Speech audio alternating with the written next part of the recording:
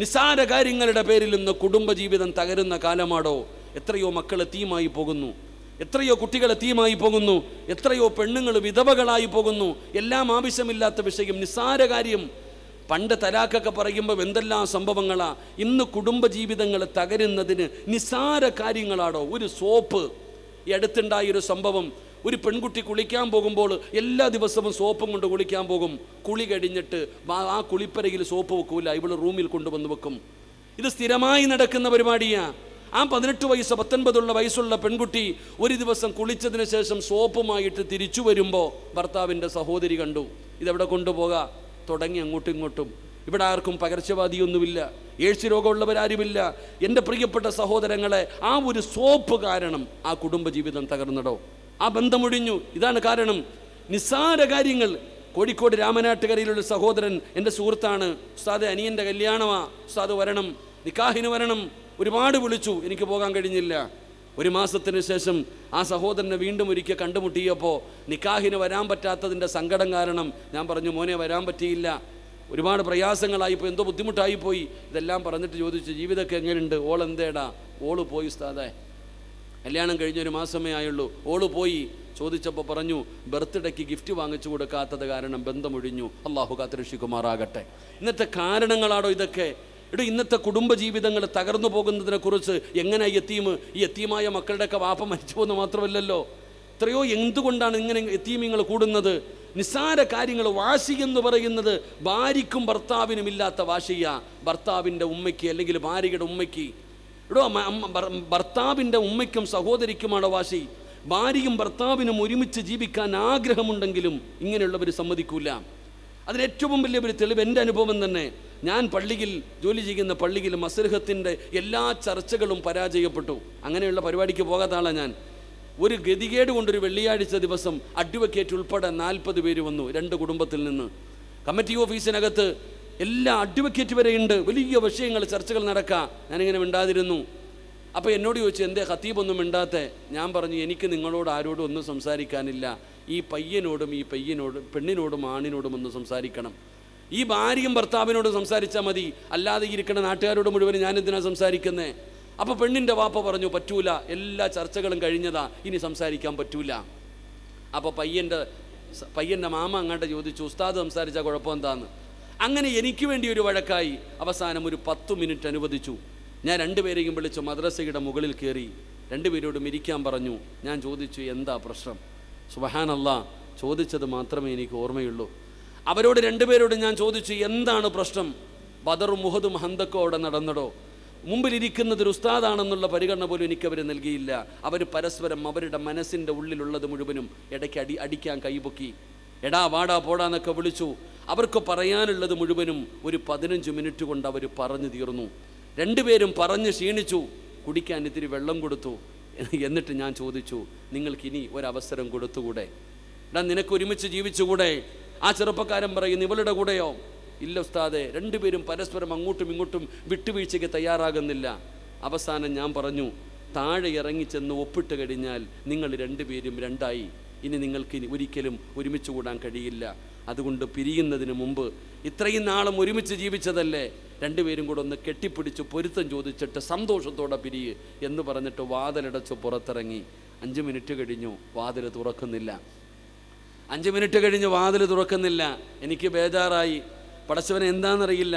താഴെ 40ഓളം പേര് 2 കുടുംബത്തിൽ നിന്ന് ബദർ യുദ്ധത്തിന് തയ്യാറായി നിൽക്കുക. ഞാൻ വാതിൽ തുറന്നകത്തേക്ക് കയറുമ്പോൾ 2 പേരും കെട്ടിപ്പിടിച്ച് നിന്ന് കരയുന്നുണ്ട്. ഉസ്താദെ, ഞങ്ങളെ പിരിപ്പിക്കരുത്, ഞങ്ങൾക്ക് ജീവിക്കണം. ഞാൻ അന്ന് അവർക്ക് കൊടുത്ത ഒരു ഉപദേശം, അത് തെറ്റാണോ ശരിയാണോ എന്ന് എനിക്കറിയില്ല. ഞാൻ അവരോട് പറഞ്ഞു, ഈ പുറകിൽ കാണുന്ന വഴിയിലൂടെ ഇറങ്ങി ഏതെങ്കിലും ലോഡ്ജിൽ പോയി റൂം എടുത്ത് താമസിക്ക്, വീട്ടിൽ പോകരുത്. അള്ളാഹു ഈമാൻ നൽകുമാറാകട്ടെ.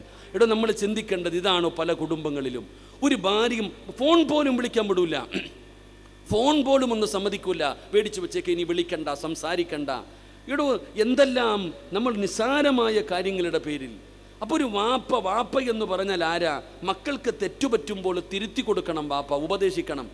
ഫാത്തിമ എന്ന് പറയുന്ന പൊന്നാര മകളുടെ കൈ പൊട്ടിയിട്ട് വീട്ടിൽ വന്ന് സങ്കടം പറഞ്ഞിട്ട് പോയ മകളുടെ കൈ പിടിച്ചിട്ട് നബിതങ്ങൾ ചോദിച്ച ചോദ്യം എന്തെന്നറിയോ?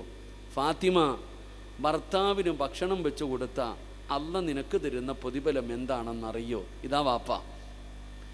വീട്ടിൽ കിടന്ന് ജോലി ചെയ്തിട്ട് കൈപൊട്ടിയിരി സങ്കടം പറഞ്ഞ മകളോട് നബിതങ്ങൾ ചോദിക്കുക, ഭർത്താവിന് ഭക്ഷണം വെച്ച് കൊടുക്കുന്ന ഒരു ഭാര്യയ്ക്ക് അല്ല കൊടുക്കുന്ന പ്രതിഫലം നിനക്കറിയോ ഫാത്തിമ? പഠിക്കണം പെങ്ങളെ, നീ ഇടയ്ക്കിടയ്ക്ക് അതൊക്കെ ഒന്ന് പഠിക്കണം. നീ എപ്പോഴും കഷ്ടപ്പാടിൻ്റെയും ദുരിതത്തിൻ്റെ കഥ പറയുമല്ലോ. നിനക്ക് എന്തിൻ്റെ കുറവ്? അള്ളാഹു നിനക്ക് തരുന്ന പ്രതിഫലത്തെക്കുറിച്ച് നിനക്കറിയോ? നീ ചോറ് വെച്ച പ്രതിഫലം, നീ തുണി കഴുകിയ പ്രതിഫലം, നീ വീട് തൂത്ത പ്രതിഫലം, നീ ഒരു വസ്ത്രമൊന്ന് കുടഞ്ഞ പ്രതിഫലം, നീ പ്രസവിച്ച പ്രതിഫലം, ഗർഭിണിയായ പ്രതിഫലം, പാല് കൊടുത്ത പ്രതിഫലം, ഭർത്താവിൻ്റെ തലയിൽ ഇത്തിരി എണ്ണ തേച്ച് കൊടുത്താൽ പോലും നിനക്ക് പ്രതിഫലം. എന്തേ പഠിക്കാത്തത്? ഇത്രയും പ്രതിഫലം ഇത് പറഞ്ഞു കൊടുക്കണം നമ്മൾ. അള്ളാഹുവിൻ്റെ പ്രവാചകൻ സല്ലല്ലാഹു അലൈഹി വസല്ലമ തങ്ങൾ ഫാത്തിമ എന്ന് പറയുന്ന മകൾക്ക് കുടുംബജീവിതത്തിൻ്റെ വില എന്തെന്ന് പറഞ്ഞു കൊടുത്തു.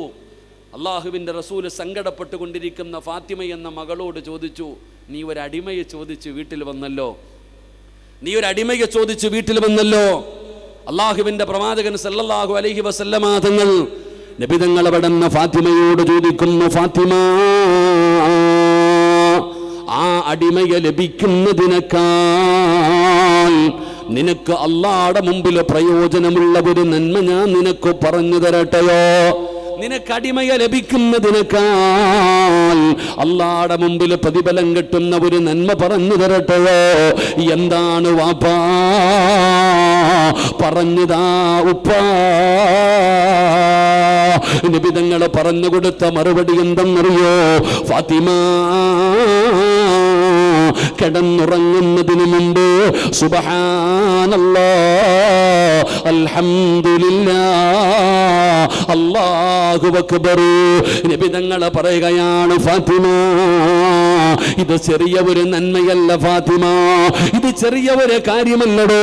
അല്ലാഹുവിന്റെ റസൂൽ പറയുകയാണ്, കിടന്നുറങ്ങുന്നതിന് മുമ്പ് 33 പ്രാവശ്യം സുബ്ഹാനല്ലാഹ്, 33 പ്രാവശ്യം അൽഹംദുലില്ലാഹ്, 34 പ്രാവശ്യം അല്ലാഹു അക്ബർ. ഈ ദിക്ർ പറയണേ ഫാത്തിമ. ഇതാണ് അള്ളാഹുവിന്റെ മുമ്പിൽ നിനക്ക് നന്മ ലഭിക്കുന്ന, പ്രതിഫലം ലഭിക്കുന്ന ഒരു നന്മയെന്ന് നബി തങ്ങൾ പഠിപ്പിക്കുമ്പോ എന്തിനാ ഞാൻ ഈ ചരിത്രം പറഞ്ഞതെന്നറിയോ? അള്ളാഹുവിന്റെ പ്രവാചകന്റെ പൊന്നാര മകളായ ഫാത്തിമ 29ാമത്തെ വയസ്സിലാണ് ലോകത്തോട് വിട പറയുന്നത്. മരിക്കുന്നത് വരെ മുടക്കിയില്ല പെങ്ങള്. അള്ളാഹുവിന്റെ പ്രവാചകൻ എന്ന പാതിരാത്രിയിൽ പറഞ്ഞു കൊടുത്ത ആ ഒരു നന്മയുണ്ടല്ലോ, ഫാത്തിമ മരിക്കുവോളം മറന്നിട്ടില്ല, അത് പറയാതെ കിടന്നിട്ടില്ല. അലിയാര് തങ്ങൾ പറയുകയാണ്, അള്ളാഹുവിന്റെ റസൂലിന്റെ പൊന്നാര മകളായ ആ ഫാത്തിമയുടെ ഭർത്താവായ യാര് തങ്ങൾ പറയുകയാ, ഫമാ തറക്തുഹാ ബഅദ സമിഅതുഹാ മിൻ റസൂലില്ലാഹ്. അന്ന് രാത്രിയിൽ നബി തങ്ങൾ അത് പറഞ്ഞതിന് ശേഷം ഞാൻ മരിക്കുന്ന കാലം വരെ മുടക്കിയിട്ടില്ല. അലിയാര് തങ്ങൾ പറയുന്നു, ഞാൻ പറയുമായിരുന്നു, എത്ര കഷ്ടപ്പാടാണെങ്കിലും ഏത് യുദ്ധത്തിന്റെ വേളയിലാണെങ്കിലും ഞാനത് പറയാതെ ഉറങ്ങാറില്ല. ഇതാണോ നന്മയെന്ന് പറഞ്ഞാൽ? നമുക്കാണ് നന്മ ചെറുതും വലുതും. നിങ്ങളിപ്പോ ചിന്തിക്കും, പടച്ചവന് സിറാജേ ഇത് പറയാനാണോ ഇത്രയും സമയമെടുത്തത്? ഒരു സുബ്ഹാനല്ലാഹ്, ഒരു അൽഹംദുലില്ലാഹ്, ഒരു അല്ലാഹു അക്ബർ നമുക്ക് നിസാരമാണ്, നമുക്ക് നിസാരമാണ്. നമുക്കറിയില്ല അതിന്റെ പ്രതിഫലം എന്താണെന്ന്. അള്ളാഹുവിന്റെ പ്രവാചകന്റെ മുമ്പിൽ പാവപ്പെട്ട സ്വഹാബത്ത് കടന്നു നിന്നു. അസ്ഹാബു സുഫില സ്വഹാബത്ത് അള്ളാന്റെ റസൂലിനോട് പറഞ്ഞു, യാ റസൂലല്ലാഹ്, അള്ളാന്റെ നബിയേ, പ്രതിഫലം മുഴുവനും സമ്പന്നന്മാര് കൊണ്ടുപോവുകയാണ്.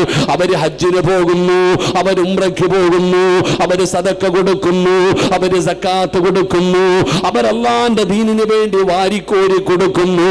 ഞങ്ങളുടെ കയ്യിലില്ല നബിയേ, ഹജ്ജ് ചെയ്യാ പൈസയില്ല, ഉംറയ്ക്ക് പോകാ പൈസയില്ല, സക്കാത്ത് കൊടുക്കാ പൈസയില്ല, സദക്ക കൊടുക്കാ പൈസയില്ല, ഞങ്ങള് പാവപ്പെട്ടവരാണ് നബിയേ. പ്രതിഫലം മുഴുവനും പണക്കാര് കൊണ്ടുപോവുകയാ. അസ്ഹാബുൽ സുഫില് അബൂ ഹുറൈറ തങ്ങൾ ഉൾപ്പെടെ പാവപ്പെട്ട സ്വഹാബത്ത് അല്ലാഹുവിന്റെ പ്രവാചകനോട് സങ്കടം പറഞ്ഞപ്പോ നബി തങ്ങൾ ചോദിക്കുന്നു, സ്വഹാബ, ഹജ്ജ് ചെയ്ത കൂലി കിട്ടുന്നു, ഹജ്ജ് ചെയ്ത പ്രതിഫലം കിട്ടുന്നു, ഒരു നന്മ ഞാൻ പറഞ്ഞു തരട്ടെയോ സഹാബ?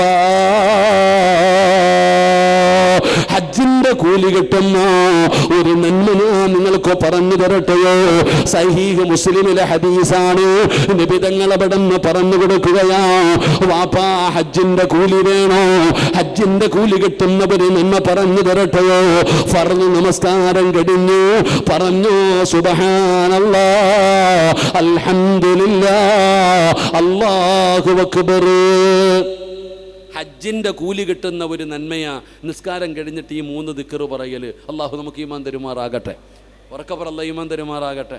ഒക്കെ പറയാൻ ആർക്കാ സമയം? അതൊന്നും പറയാൻ ആർക്കും സമയമില്ലടോ. കാരണം അതൊന്നും ഒരു വലിയ നന്മയായിട്ട് നമ്മൾ കാണുന്നില്ല, അതൊക്കെ നിസ്സാരമായി കാണുകയാ. അലിയാരി തങ്ങൾ പറയുക, എൻ്റെ ഫാത്തിമ മരിക്കുന്ന ദിവസവും അത് പറഞ്ഞിട്ടാ മരിച്ചേ. എൻ്റെ ഫാത്തിമ നബിതങ്ങൾ ആ ഒരു നന്മ പറഞ്ഞതിന് ശേഷം എൻ്റെ ഫാത്തിമ മരിക്കുവോളം പറയുമായിരുന്നു, ഞാനും അങ്ങനെ. ഫമാ തറക്തുഹാ ബഅദ സമഅതുഹാ മിൻ റസൂലില്ല. എൻ്റെ നബിതങ്ങൾ അത് പറഞ്ഞതിന് ശേഷം ഞാനത് മുടക്കിയിട്ടില്ല. അള്ളാഹു നമുക്ക് ഈമാൻ തരുമാറാകട്ടെ. ഇതാ ഖുർആനും പറഞ്ഞത്, ഇതാണ് അള്ളാഹുവിൻ്റെ പരിശുദ്ധമായ ഖുർആൻ പറഞ്ഞത്. ഇന്നഹും കാനൂ യുസാരിഊന ഫിൽ ഖൈറാത്ത്. ഒരു നന്മ പറഞ്ഞാ പിന്നെ ചെയ്യണമല്ലോ, ആ ഒരു മനസ്സാണോ നമുക്ക് വേണ്ടത്? അതുകൊണ്ട് ഇവിടെ ഒരുമിച്ച് കൂടിയവരോട് പറയുകയാണ്, സഹോദരാ, നമുക്കും ഒരു മത്സരം നടത്താം. ജീവിതകാലം മുഴുവനും പറയണമെന്ന് ഞാൻ പറയുന്നില്ല, നീ മരിക്കുവോളം പറയാൻ പറയുന്നില്ല. ഒരു ദിവസമെങ്കിലും നിനക്ക് പറ്റുമോ? ഇന്ന് വാഴ കഴിഞ്ഞ് തിരിച്ച് വീട്ടിൽ ചെന്ന് നിന്റെ എല്ലാ ആവശ്യങ്ങളും കഴിഞ്ഞു അവസാനം കിടപ്പറയിൽ വന്നിരിക്കുമ്പോ കിടക്കുന്നതിന് മുമ്പ് നിബിധങ്ങൾ പറഞ്ഞ ഒരു നന്മയല്ലേ അല്ലാഹുവിന്റെ റസൂല് പറഞ്ഞു തന്ന ഒരു ദിക്റല്ലേ? സുബ്ഹാനല്ലാഹ്, അൽഹംദുലില്ലാഹ്, അല്ലാഹു അക്ബർ. ഈ 3 ദിക്ർ പറയണേ.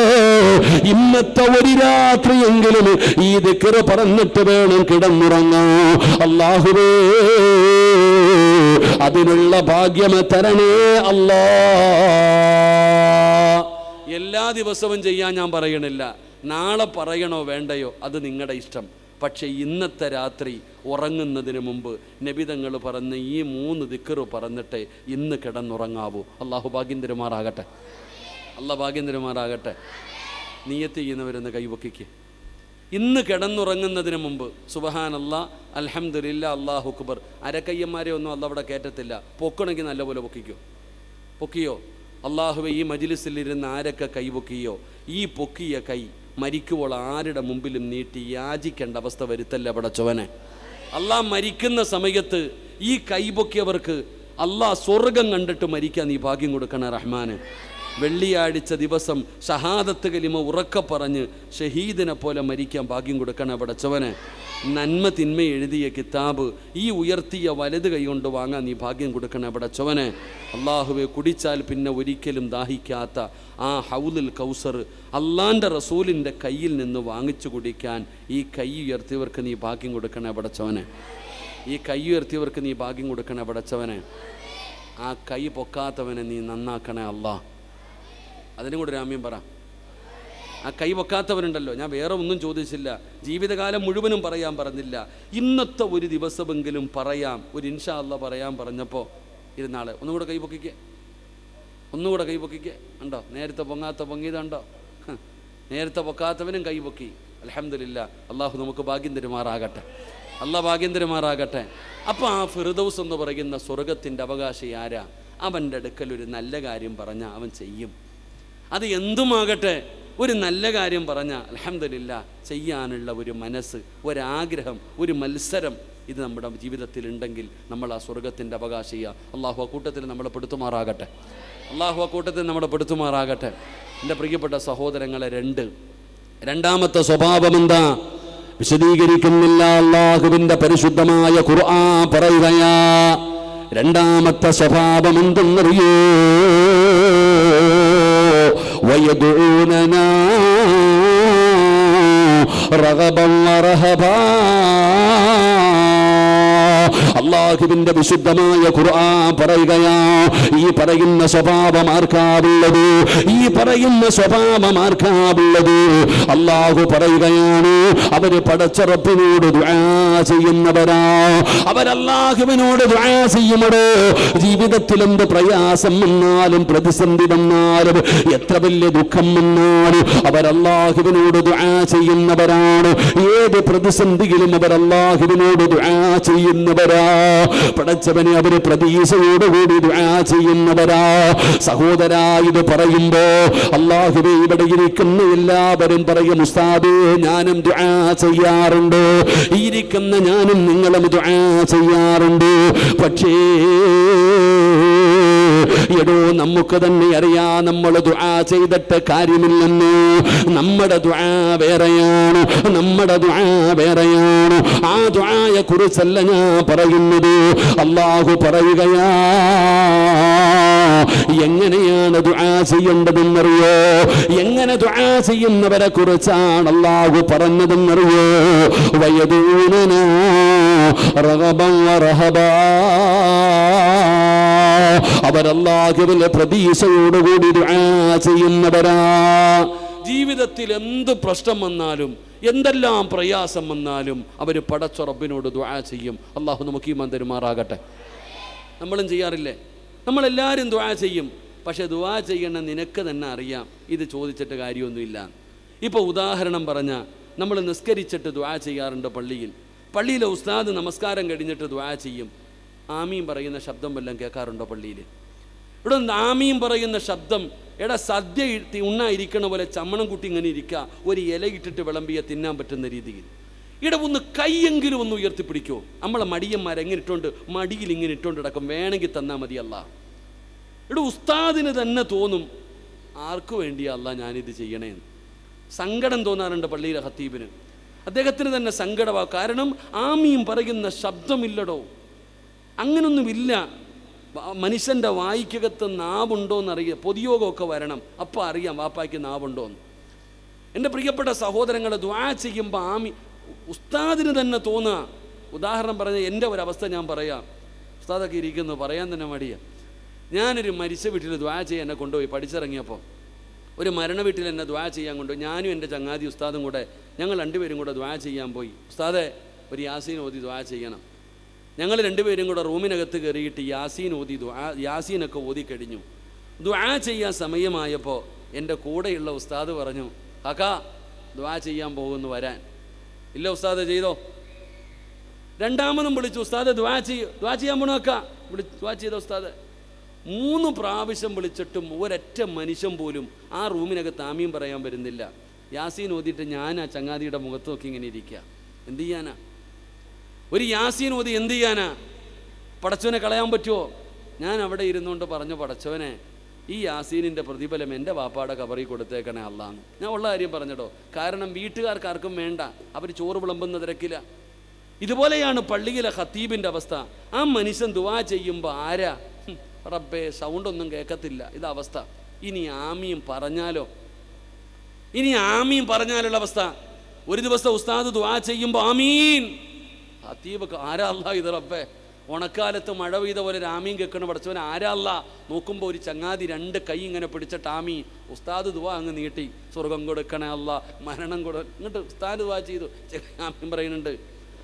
അപ്പം ഈ ആമീനിൻ്റെ ശബ്ദം കേട്ടപ്പോൾ ഈ തൂണിലൊക്കെ ചാരിയിരിക്കണ വാപ്പ നോക്കുന്ന ആരാ അല്ലാ ഇത് പതിവില്ലാതെ. അപ്പം ഇങ്ങനെ നോക്കുമ്പോൾ ആമീൻ വല്ലാതെ കൂടുന്നുണ്ട്. അപ്പോൾ ഉസ്താദിനൊരു സംശയം, പഠിച്ചവന് വല്ല കിളി പോയതാണോ അറിയില്ലല്ലോ, ഇങ്ങനെ നടക്കാത്ത കാര്യമല്ലേ. അപ്പം ഈ ആമീൻ പറയണ ചങ്ങാതിയെ ഉസ്താദ് നല്ലതുപോലെ ഒന്ന് നോക്കിയപ്പോഴെന്താ 2 കൈയും ഉയർത്തിപ്പിടിച്ചിട്ടുണ്ട്. അവൻ്റെ പോക്കറ്റിൽ തെളിഞ്ഞു കാണാം, നാളെയാണ് ശനിയാഴ്ച ബമ്പർ, ഓണ ബമ്പർ. അള്ളാഹു കാത്തിരക്ഷിക്കുമാറാകട്ടെ. എടാ, ഇതും പോക്കറ്റിൽ വെച്ചിട്ട് വന്നിരുന്ന ആമീൻ പറയുന്നടോ. ഈ കാലഘട്ടം എവിടെ? അള്ളാഹു നമ്മളെ കാക്കുമാറാകട്ടെ. ലോട്ടറി എന്ന് പറഞ്ഞാൽ നിങ്ങൾക്കാർക്കും അറിയത്തില്ലേ? ഓണ ബമ്പർ എത്ര ആയിരുന്നപ്പാ? എല്ലാം മലക്കുകൾ, മനുഷ്യന്മാരാരുമില്ല. ഓണബമ്പർ എത്ര ആർക്കും അറിയത്തില്ല. എടുത്തിട്ട് റബ്ബെ അടിക്കണമെന്ന് പറഞ്ഞ് നേർച്ച ചെയ്ത് അടക്കുക. അള്ളാഹു കാത്തിരക്ഷിക്കുമാറാകട്ടെ. എടോ, മനുഷ്യന്മാരുടെ അവസ്ഥയാണോ ഞാൻ പറഞ്ഞത്? ഇതും വെച്ചുകൊണ്ട് പള്ളി വരുന്ന കാലഘട്ടമാണ് ഞാൻ പറഞ്ഞത്. അപ്പം ഞാൻ പറഞ്ഞു വന്നത് ദുആ എന്ന് പറഞ്ഞാൽ എന്താ, എങ്ങനെ ദുആ ചെയ്യണം അല്ലാഹ് തന്നെ പറയുന്നുണ്ട് തെളിവ് സഹിതം. എങ്ങനെ ദുആ ചെയ്യുന്ന ആ സ്വർഗത്തിൽ പോകുന്ന ആ ഫിർദൗസിൻ്റെ അവകാശിയായ അടിമയുടെ ദുആ ഖുർആൻ തന്നെ ഉദാഹരണം പറയുക. ആരുടെ ദുആയാ? എൻ്റെ പ്രിയപ്പെട്ട സഹോദരങ്ങളെ, അല്ലാഹുവിൻ്റെ പരിശുദ്ധമായ ഖുർആന് അതാ അവിടെ നിന്നൊരു ചെറുപ്പക്കാരൻ്റെ ദുആ പറഞ്ഞു തരികയാണ്.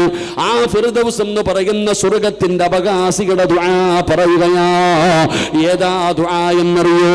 നിങ്ങളുടെ കടൽ കാണാ പോകുന്നവരാണല്ലോ, പടച്ചവനെ ബീച്ചിൽ പോകുന്നവരാണല്ലോ. എന്തിനാ കടക്കൽ ഉസ്താദ് എന്നെ കടലിന്റെ ചാരത്താ ജോലി ചെയ്യുന്നത്? ആ കടലിന്റെ ചാരത്ത് ചെല്ലുമ്പോ തിരമാലയുടെ പരിസരത്ത് പോകാൻ പോലും നമുക്ക് പേടിയാണ്. പടച്ചവനെ അകപ്പെട്ടു പോയാ മരിച്ചു പോകുമല്ലോ. നമുക്ക് തിര വരുമ്പോ വല്ലാത്ത പേടിയാണ്. എന്നാ കടലിൽ പോയിട്ടുണ്ടോ? ഉൾക്കടലിൽ നിങ്ങൾ ആരെങ്കിലും പോയിട്ടുണ്ടോ?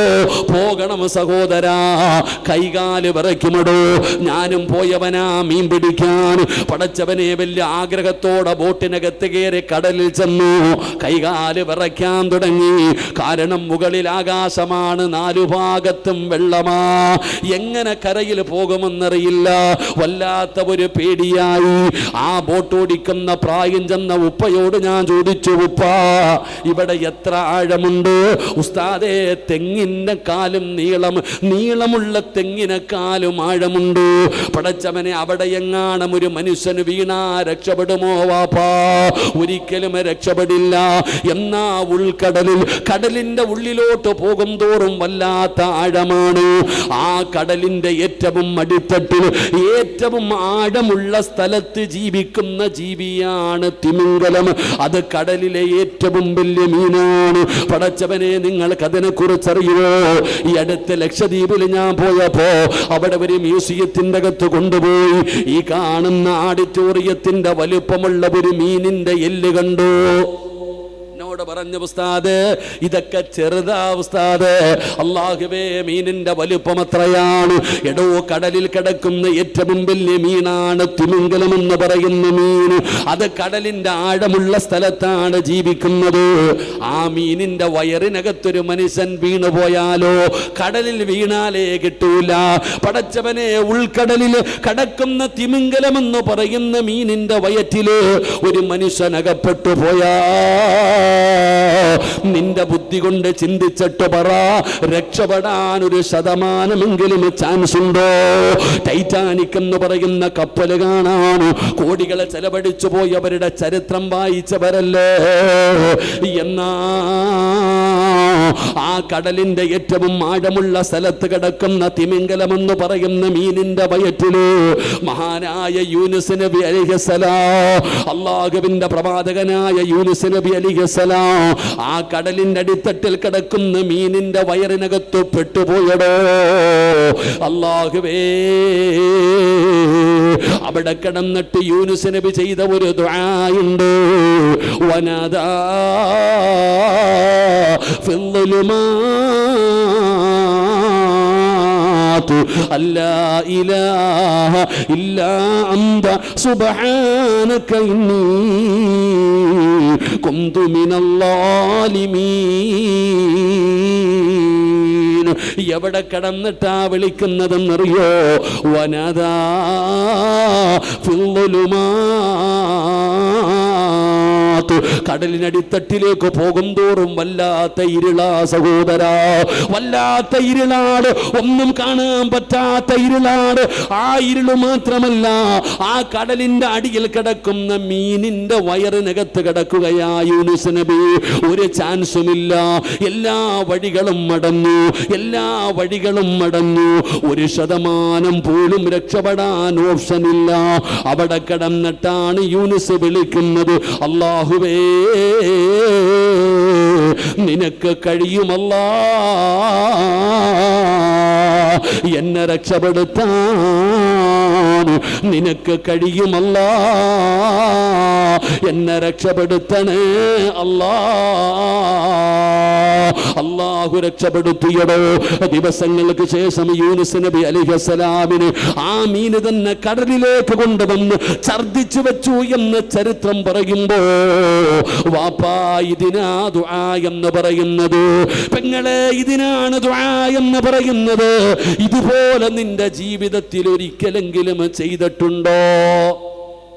കടലിന്റെ അടിയിൽ കിടക്കുന്ന മീനിന്റെ വയറിനകത്ത് കിടക്കുമ്പോ യൂനുസ് നബി അവിടെ കടന്നിട്ട് വിളിക്കുന്നുണ്ട്, അല്ലാ എന്നെ രക്ഷപ്പെടുത്താൻ നിനക്ക് കഴിയും പടച്ചവനെ, എനിക്ക് പ്രതീക്ഷയുണ്ട് റബ്ബേ, എന്നെ നീ രക്ഷപ്പെടുത്തണേ അല്ലാ. ഇതിനാ ദുആ എന്ന് പറയുന്നത്. അല്ലാഹു ഈമാൻ തരുമാറാകട്ടെ. ഇതിനാണ് ദുആ എന്ന് പറയുന്നത്. ഇങ്ങനെ വേണം ദുആ ചെയ്യാൻ.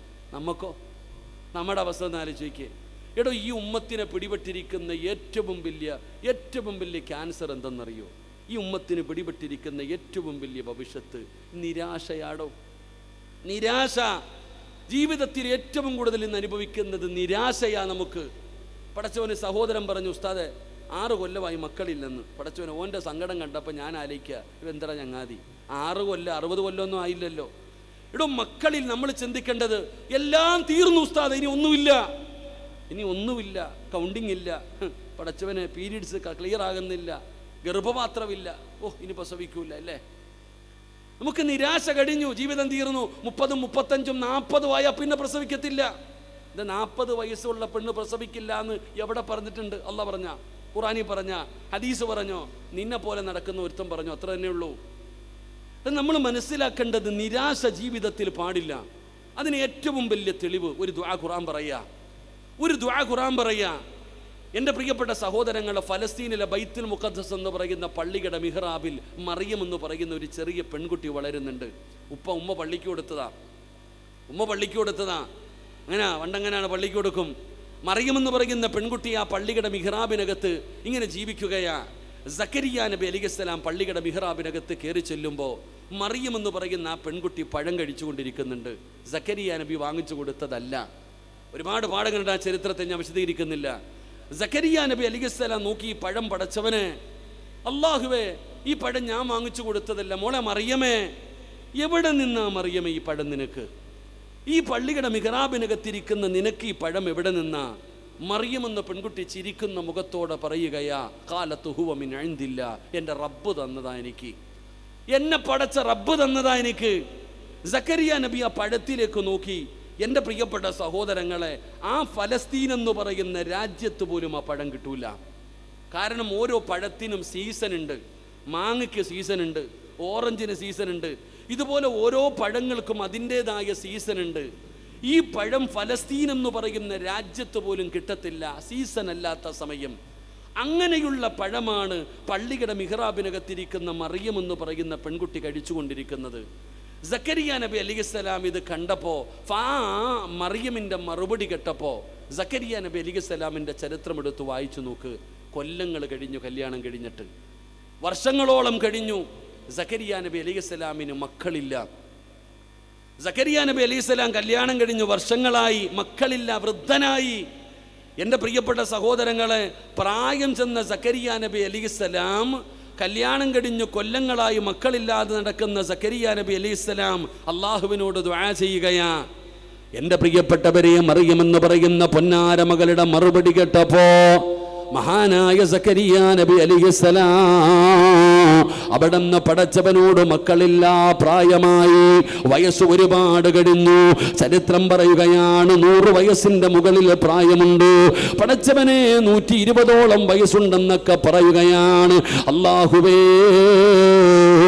സക്കരിയ നബി അല്ലാഹുവോട് പറയുകയാ, ഖാല റബ്ബി ഇന്നി വഹനൽ അൽമു മിന്നി വസ്അലർ റഅസു ശൈബാ വലൻ അകും ബിദുആഇക റബ്ബി ശഖിയാ. സക്കരിയ നബി അലൈഹിസ്സലാം അല്ലാഹുവിനോട് പറയുകയാ, എനിക്ക് പ്രായമായി തമ്പുരാന്, എനിക്ക് മക്കളില്ല തമ്പുരാന്, കല്യാണം കഴിഞ്ഞ് കൊല്ലങ്ങളായി തമ്പുരാന്, ഞാൻ വൃദ്ധനായി പടച്ചവന്, എൻ്റെ മാംസങ്ങൾ എല്ലിൽ നിന്ന് വിട്ടിരിക്കുകയാണ്, എൻ്റെ തൊലികൾ ചുടുങ്ങിയിരിക്കുന്നു, എനിക്ക് കഴിവില്ല തമ്പുരാന്, എൻ്റെ ആരോഗ്യം നഷ്ടപ്പെട്ടിരിക്കുകയാണ്, ഞാൻ വൃദ്ധനാണ്. സക്കരിയ നബി എണ്ണി എണ്ണി പറയുകയാണ്, പടച്ചവനെ ഞാൻ വൃദ്ധനാണ്, എനിക്കൊരുപാട് പോരായ്മകളുണ്ട്, എനിക്ക് മക്കളുണ്ടാകാൻ ഒരു സാധ്യതയുമില്ല. എന്നിട്ടോ എന്റെ ഭാര്യയുടെ അവസ്ഥയും ഇത് തന്നെയാ പടച്ചവന്. എന്റെ ഭാര്യയ്ക്ക് പ്രായമായി 99 വയസ്സിന്റെ താഴെ പ്രായമുണ്ടോ. സക്കരിയ നബി അലൈഹിസ്സലാമിന്റെ ഭാര്യയ്ക്ക് പെണ്ണേ 50 വയസ്സ് കഴിഞ്ഞ മെൻസസ് നിലയ്ക്കുമല്ലോ. ഡോക്ടർമാര് പറയുന്നത് പിന്നെ മക്കളുണ്ടാകാൻ സാധ്യതയില്ലെന്നാണ്. എന്നാ സക്കരിയ നബി അലൈഹിസ്സലാമിന്റെ ഭാര്യയുടെ മെൻസസ് പോലും നിലച്ചു. പെങ്ങള് 99ഓളം വയസ്സ് പ്രായമുണ്ട്. സക്കരിയ നബി വീട്ടിൽ ചെന്നിട്ട് പറഞ്ഞു, പെണ്ണ് നീ പ്രസവിക്കുമെന്ന് പറയുമ്പോ ആ ഭാര്യ പോലും പറയുന്നു, എന്നെ കളിയാക്കുന്നു, ഈ വൃദ്ധയായ ഞാൻ പ്രസവിക്കാനോ? അത്രത്തോളം സക്കരിയ നബിയുടെ ഭാര്യയ്ക്ക് പ്രായമുണ്ട്. രണ്ടുപേരും പ്രായം ചെന്നവരാണ്, ഒരു ചാൻസുമില്ല, ഒരു വഴിയുമില്ല. പക്ഷേ സക്കരിയ നബി പറഞ്ഞു, അല്ലാ നിനക്ക് കഴിയുമ തമ്പുരാന്, നിനക്ക് കഴിയുമ തമ്പുരാന്, എനിക്കൊരു സന്താനത്തെ വേണമല്ല, എനിക്കൊരു പൊന്നുമോനെ വേണമല്ല, എനിക്കൊരു പൊന്നുമോനെ തരണേ അല്ല. സക്കരിയ നബി റബ്ബിനോട് ദുആ ചെയ്തപ്പോ അല്ല കൊടുത്തു വാപ്പാ, മഹാനായ യഹ്യാ നബി അലൈഹിസ്സലാം. വയസ്സാം കാലത്ത് 100 വയസ്സ് കഴിഞ്ഞ സക്കരിയ നബി, 99 വയസ്സിൻ്റെ താഴെ പ്രായമുള്ള ഭാര്യ. നിങ്ങൾ പറ, സാധ്യത ഉണ്ടോ? 1% ഇന്നത്തെ ഡോക്ടർമാർ പറയുന്ന കണക്കനുസരിച്ച് ചാൻസ് ഉണ്ടോ? ഇല്ല. സക്കരിയ നബിയും പറഞ്ഞു ഇല്ല. പക്ഷേ നിനക്ക് കഴിയും തരാൻ, നിനക്ക് പറ്റും പടച്ചവനെ, എനിക്ക് തന്നേ പറ്റൂ. അള്ളാഹിനോട് ചോദിച്ചു, അള്ളാഹു കൊടുത്തു യഹ്യാ നബി അലൈഹിസ്സലാമിനെ. അള്ളാഹു ഈമാൻ തരുമാറാകട്ടെ.